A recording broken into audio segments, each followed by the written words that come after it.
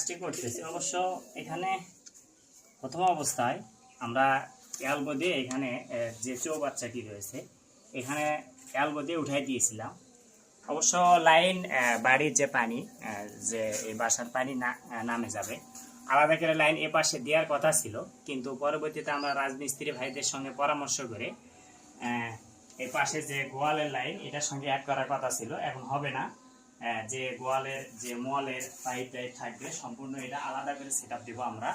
আর এখান থেকে যে বাসার পানিটি এটার সঙ্গে গোসলের পানি এবং এই চৌবাচ্চার পানি দেওয়ার জন্য আমরা আবারও নতুন করে লাইন করতেছি।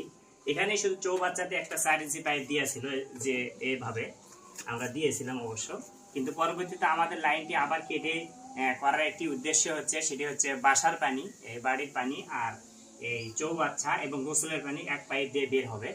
আলাদা আমাদের পাইপ খরচ আর লাগতেছে না। এগুলো যদি ভালো লেগে থাকে অবশ্যই আপনারা ভিডিওগুলো দেখার চেষ্টা করবেন এবং যে কোনো ধরনের কাজ পেতে আমাদের সঙ্গে যোগাযোগ করতে পারেন আপনারা। সকলকে ধন্যবাদ।